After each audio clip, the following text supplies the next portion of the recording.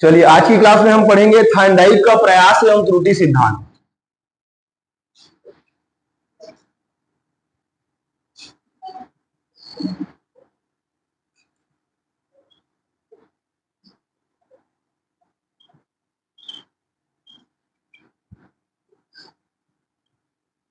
ठीक है, बहुत फेमस है। आप लोग जब पेडोलॉजी पढ़ते हैं तो सबसे शुरू हमको कोई भी सिद्धांत याद आता है तो यही व्यक्ति है। एकदम ऐसा लगता है कि थाइंडाइक बोलते हैं, थार्नडाइक बोलते हैं, अलग अलग प्रोनाउंसिएशन है, कोई दिक्कत नहीं। तो इन्होंने क्या दिया है, थ्योरीज ऑफ लर्निंग दिया। क्या दिया है? Theories of learning. Theories of learning को क्या बोलेंगे? अधिगम के सिद्धांत। क्या बोलेंगे? अधिगम के सिद्धांत दिए।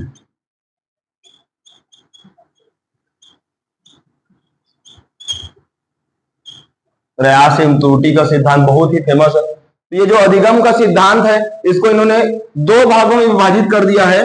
एक सिद्धांत को बोला है व्यवहारवादी। क्या बोला? व्यवहारवादी सिद्धांत। और एक को बोला है संज्ञानवादी सिद्धांत। अधिगम के सिद्धांत को दो भागों में विभाजित कर दिया है। तो व्यवहारवादी सिद्धांत में क्या क्या आता है? वही पहला, प्रयास एवं त्रुटि का सिद्धांत।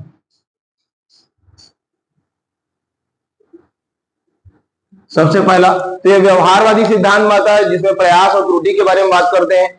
उसके बाद आता है दूसरा, अनुकूलित अनुक्रिया का सिद्धांत।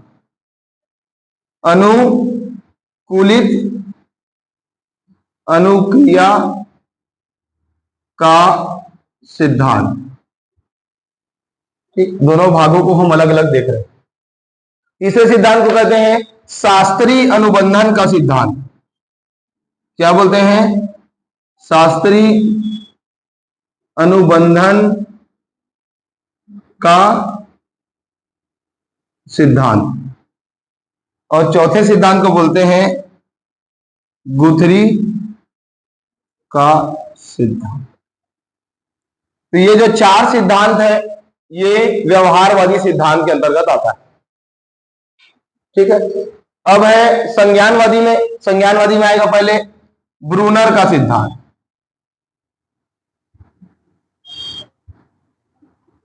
ठीक है, ब्रूनर आएगा। उसके बाद आएंगे जीन पियाजे।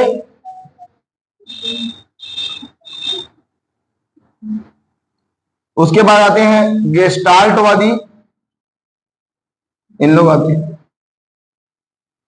ठीक है, ब्रूनर, जीन पियाजे, गेस्टाल्टवादी और सामाजिक सांस्कृतिक सिद्धांत।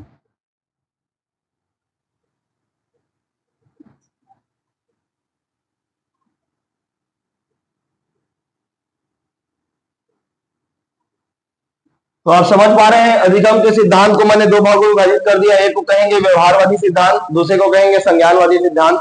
व्यवहारवादी सिद्धांत में क्या आएगा? प्रयास एवं त्रुटि का सिद्धांत। दूसरा अनुकूलित अनुक्रिया का सिद्धांत। तीसरा शास्त्रीय अनुबंधन का सिद्धांत और चौथा गुथरी का सिद्धांत। फिर संज्ञानवादी सिद्धांत में आएगा पहला ब्रूनर का सिद्धांत, फिर जीन पियाजे का सिद्धांत, गेस्टाल्टवादी और सामाजिक सांस्कृतिक सिद्धांत। ये जो सिद्धांत है इसका हमने क्या कर दिया? डिवाइडेशन कर दिया दो भागों में। अब जो थार्नडाइक थे इनके बारे में थोड़ा हम देख लेते हैं। ये कहां के वैज्ञानिक थे? तो अमेरिकी वैज्ञानिक थे। अमेरिका के वैज्ञानिक थे और मनोवैज्ञानिक थे बोल सकते हो इनको।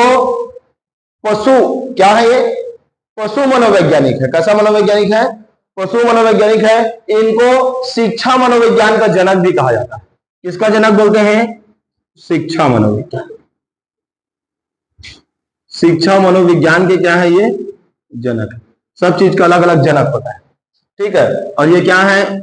पशु मनोवैज्ञानिक है। 3 पॉइंट याद रखना। और अमेरिका के मनोवैज्ञानिक अमेरिका में रहने वाले हैं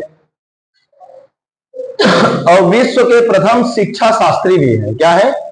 विश्व के प्रथम शिक्षा शास्त्री है।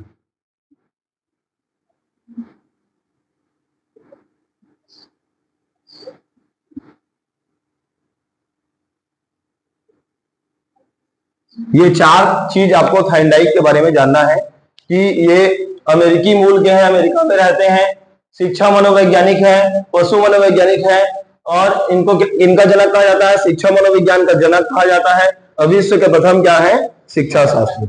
अब ये जो थाइंडाइक हैं, इन्होंने बहुत ही इंपॉर्टेंट किताब लिखा है, बुक, जो पूछता है पेपर में कि थाइंडाइक ने कौन कौन सा किताब लिखा है। तो पहले किताब का नाम है इनका एजुकेशनल साइकोलॉजी।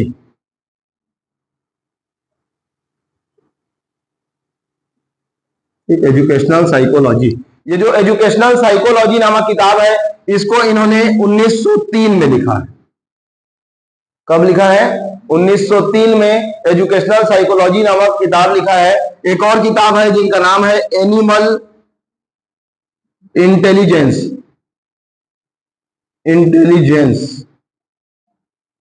एनिमल इंटेलिजेंस नामक किताब 1898 में लिखा है।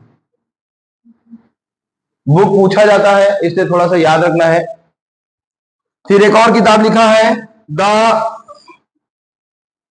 Psychology of learning, the psychology of learning. ये भी किताब थाइंडाइक जी ने लिखा है 1914 में।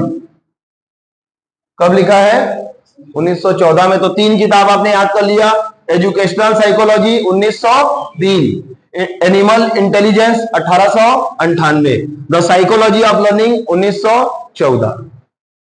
ठीक है। फिर चौथा किताब है द मेजरमेंट ऑफ इंटेलिजेंट का मेजरमेंट करना, यह भी किताब लिखा है। इसको लिखा इन्होंने 1926 में, 1926 में। ये सारे इंपॉर्टेंट है। फिर है पांचवा फंडामेंटल ऑफ लर्निंग।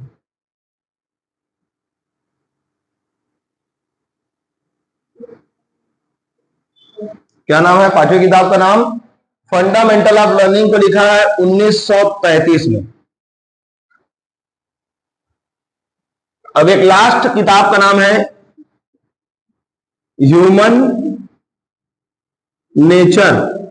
क्या हुआ? ह्यूमन नेचर मतलब मनुष्य का नेचर एंड सोशल ऑर्डर,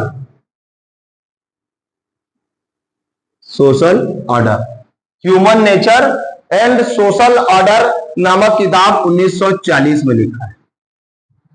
ठीक है। अब देखिए, इसको अपन याद करते हैं, लिखवा तो दिए सर, इतना सारा क्या होगा। ठीक है। पहले जो थाइंडाइक जी हैं, उन्होंने एक किताब लिखी जिसका नाम है एजुकेशनल साइकोलॉजी। ठीक है। सन उतना ज्यादा काम करनी है, लेकिन फिर भी देखते चलते हैं।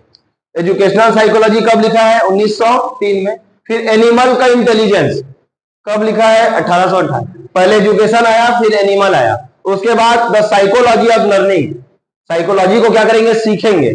कब? 1914 में। फिर the measurement of intelligence, intelligence दो टाइप का, एक एनिमल का और एक मेजरमेंट करेंगे।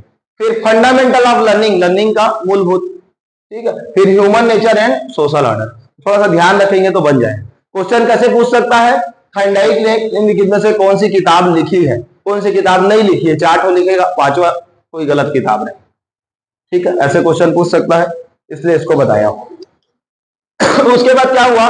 जैसे आप बार बार सुने होंगे कि थाइंडाइक का एक ही सिद्धांत सबको याद रहता, सोते जागते एनी टाइम प्रयास एवं त्रुटि का सिद्धांत।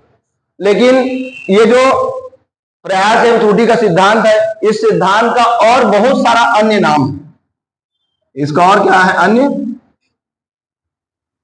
इस नाम से पूछेगा तो सब बना डालेंगे। मेरे ख्याल से जितने लोग बीएड किए होंगे, ऐसा कोई भी स्टूडेंट नहीं होगा जो थाइंडाइक का प्रयास एवं त्रुटि सिद्धांत नहीं सुना होगा। ठीक है। लेकिन अब ये क्वेश्चन पूछेगा, इसको बोलते हैं ट्रायल एंड एरर मेथड, है ना। फिर कहा जाता है प्रयास एवं त्रुटि का सिद्धांत एक नाम, दूसरा संबंधवाद का सिद्धांत बोलते हैं। इस चीज को क्या बोलते हैं? संबंधवाद। इसका अन्य नाम है संबंधवाद का सिद्धांत। इसी सिद्धांत का अन्य नाम है ट्रायल एंड एरर मेथड, प्रयास एवं त्रुटि। फिर है संयोजनवाद का सिद्धांत, संयोजनवाद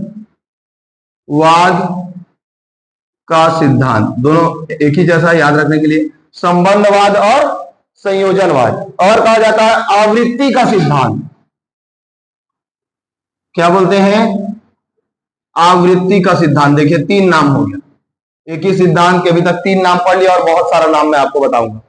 फिर कहा जाता है एस आर थ्योरी भी बोलते हैं, S R theory, stimulus response theory, इस चीज का नाम है। नेक्स्ट है उद्दीपन अनुक्रिया सिद्धांत, उसी को क्या बोलते हैं? उद्दीपन अनुक्रिया सिद्धांत। और एक और नाम है हर्ष व दुख का सिद्धांत, ये भी नाम है, देख लो, ऐसी पूछ देगा हर्ष और दुख का सिद्धांत किसका है, तब क्या लगाना है? हाइंडाइक लगाना है।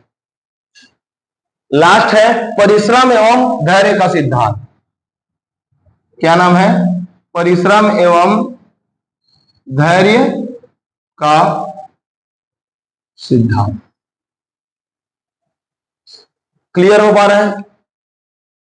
दो थाइंडाइक के प्रयास एवं त्रुटि के सिद्धांत का अन्य नाम है संबंध, संयोजन, आवृत्ति, एसार, हर्ष एवं दुख का सिद्धांत और परिश्रम और धैर्य का सिद्धांत। इतना इसका क्या है और अन्य नाम है। क्लियर हो रहा है? ठीक है, अब इसको मिटाऊंगा, लेंगे तो ले लीजिए, फोटो लेना होगा तो लेके ग्रुप में डाल। फिर अब आगे बताने वाला हूं मैं सोपान। इसका क्या बताने वाला हूं? सोपान।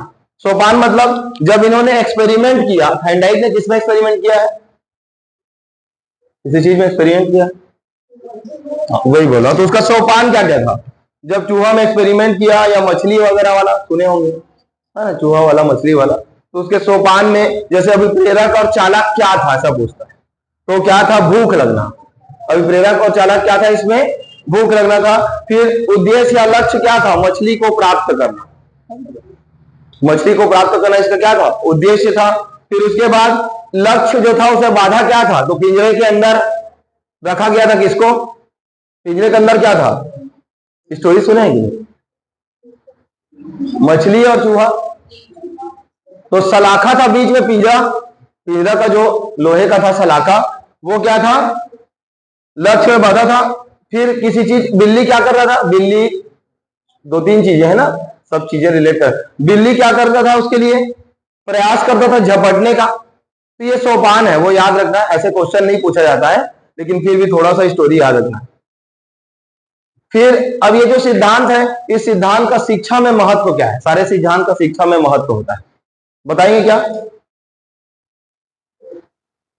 ये जो सिद्धांत है, मतलब इसका जो महत्व है, वो पहला है बड़े और जो मंद बुद्धि के बालक होते हैं उनके लिए ज्यादा उपयोगी होता है।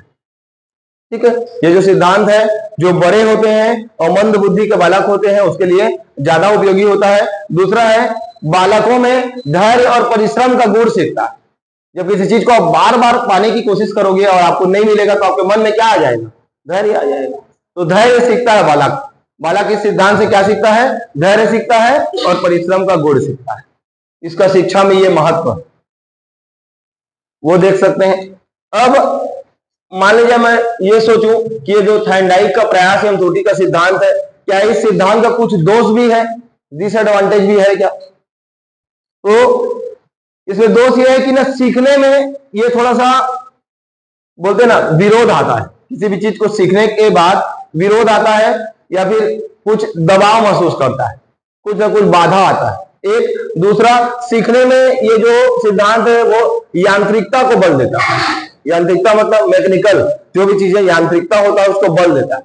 ये दोष है। सीखने में किसको बल देता है? यांत्रिकता को बल देता है, या मैकेनिकलिटी बोलेंगे। फिर उसके बाद सीखने में चिंतन का जो स्थान होता है, जैसे कोई बच्चा सीखेगा तो सीखने में चिंतन का कोई स्थान नहीं, मतलब सोचने का कोई जगह नहीं। ये इसका दोष। सीधा जो चीज है उसको आपको करना है। दोष बता रहा हूं, डीमेरिट्स बता रहा हूं। तो पॉजिटिव नहीं सोचना, क्या सोचना है? निगेटिव सोचना। और व्यर्थ के प्रयत्न पर बल देता, कुछ ऐसा प्रयास करते रहता है जिसका कोई भी रिजल्ट नहीं होना है। प्रयास एवं त्रुटि का सिद्धांत, प्रयास बार बार कर रहे हैं और रिजल्ट हमको नहीं मिले, तो व्यर्थ का क्या करते हैं? हम मेहनत करते हैं और हमको रिजल्ट नहीं मिलता। ये इसका क्या है? दोष है। ठीक है, तो जो शिक्षा में महत्व है, दोष है, वो जनरली समझने के लिए ही है। अभी ये जो मेन टॉपिक है मैं आपको बताने वाला हूं कि जो थाइंडाइक है, इनके सीखने के नियम है। क्या है? थाइंडाइक के सीखने के नियम है, ये मेन टॉपिक है। तो आप लोग सुने होंगे थाइंडाइक के सीखने के 2 नियम होते हैं। कोई बताएगा थाइंडाइक के सीखने के 2 नियम कौन कौन सा है? मुख्य नियम और गौड़ नियम। अब देखो याद आ गया। अब बताइए मुख्य में क्या है और गौड़ में क्या है? थाइंडाइक के सीखने के नियम है। हाँ बता रहे हैं, बताइए। 4 ठोक होता है बोल रहे। मुख्य नियम, पहला क्वेश्चन तो यही आता है, कौन सा मुख्य नियम है और कौन सा गौड़ नियम। फर्स्ट क्वेश्चन यही आता है, उसके बाद अंदर को पूछेगा।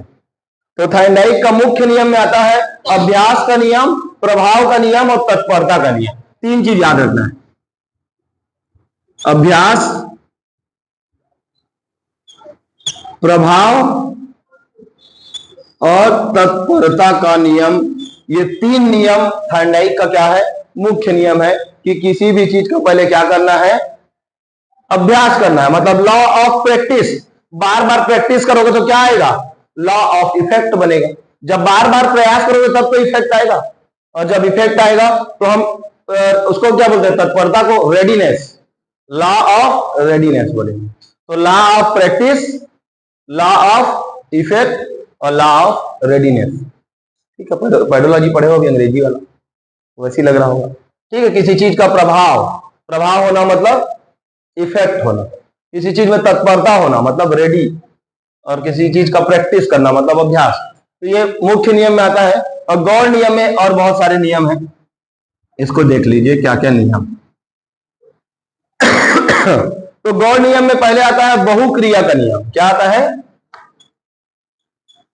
बहुक्रिया का नियम, मतलब बहुत सारे क्रिया के नियम को क्या बोलेंगे?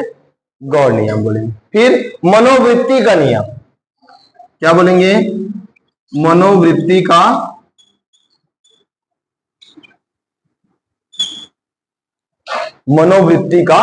नियम।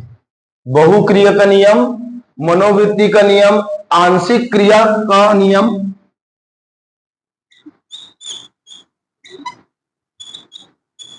ये सब गौड़ नियम में आता है। बहुक्रिया, मनोवृत्ति, आंशिक क्रिया का नियम, सादृश्यता का नियम,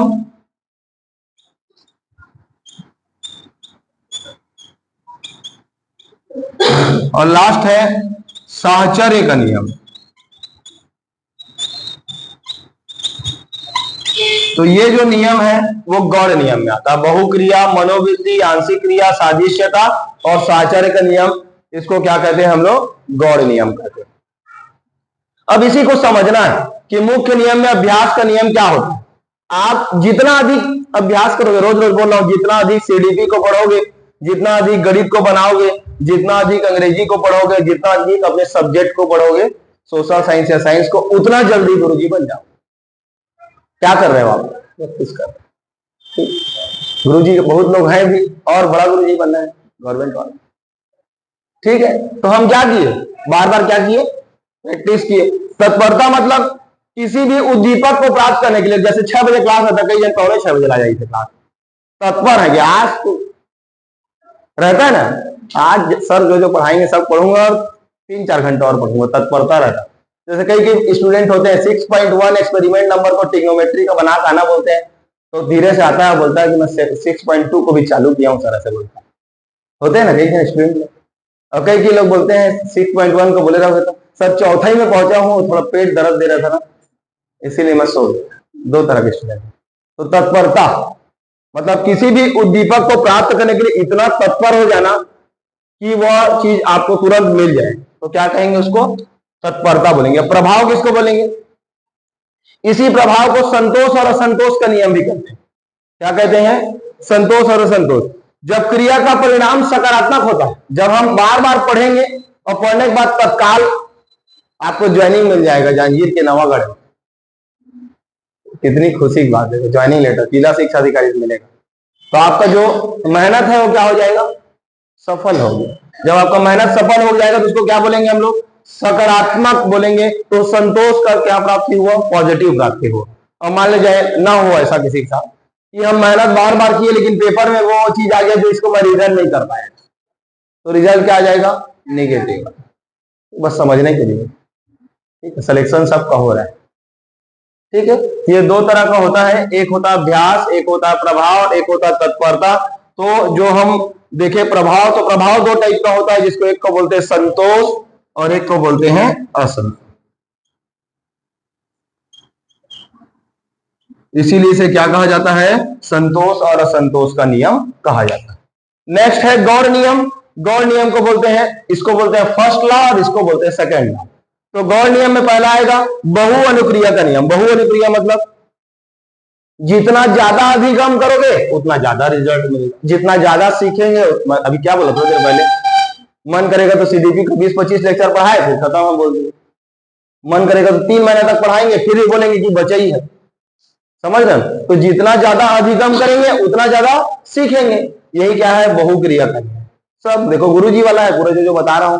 आप लोग जब पढ़ोगे आगे पढ़ाओगे तो बहुक्रिया मेहनत करवाओगे, बच्चे को बोलोगे कि जिसका राइटिंग खराब रहता है 3 बार लिख के आना, वही चीज गुस्से में भी रहते हैं भयंकर, हम उसको बोल देते 5 बार एक ही होमवर्क को करके आना। क्यों बोलते हैं? ताकि वो 5 बार लिखेगा तो उसका राइटिंग क्या हो जाएगा?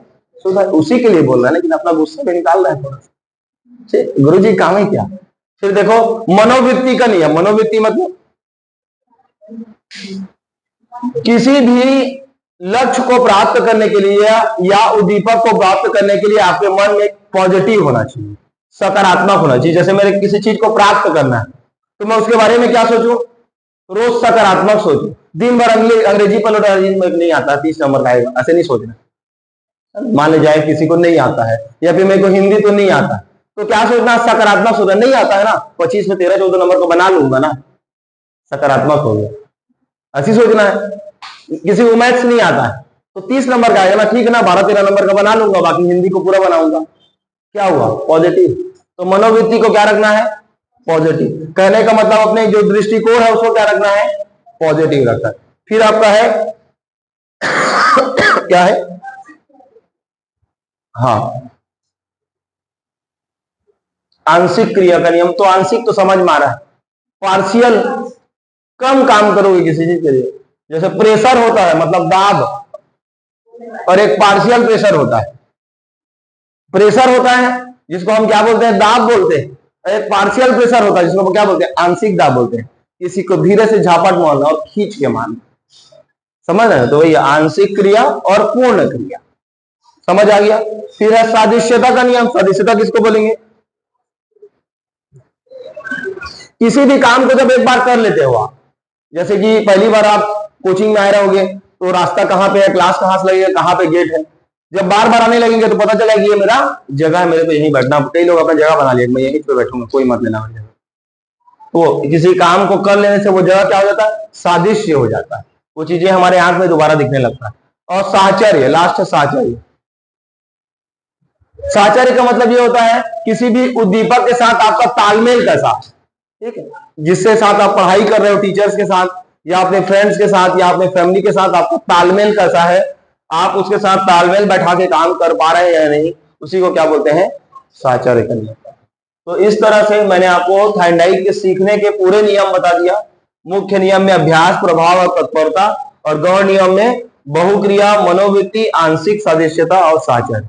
इसको पूरा कंप्लीट करना है। आपका जो थाइंडाइट का प्रयास है, त्रुटि का सिद्धांत था, उसको भी मैं पूरा आपको कोशिश किया बताने का। इसके ऑब्जेक्टिव क्वेश्चन आपको लगाना है, फिर ये टॉपिक पूरा कंप्लीट हो जाए, ठीक है।